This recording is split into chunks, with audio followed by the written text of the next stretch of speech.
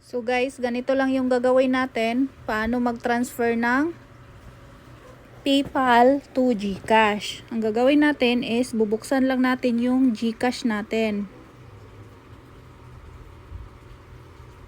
Yan. Tapos may makikita ka dito yung cash in. Click mo lang tong Global Banks and Partners. Tapos i-click mo na naman tong PayPal. I-click natin tong PayPal. Yan. Tapos got it. Tapos may nakikita ka dito na yung balance natin sa PayPal is 3,013.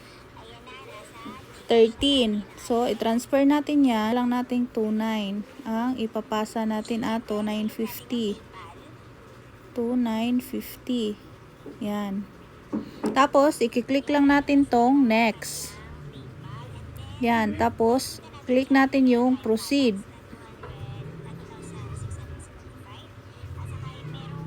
Lagay dito, your cash is in being processed, kindly wait 24 hours. Tapos click lang natin tong okay. Tapos pagkatapos, punta tayo ulit sa balance natin sa GCash kung pumasok ba agad or mag-aantay nga ba tayo ng 24 hours bago pumasok. Ayan, pumasok siya agad, mabilis lang siya pumasok. Ganun lang kadali kung mag-transfer ka ng pera galing sa PayPal. O i-transfer mo ito sa GCash. Ganun lang siya kadali.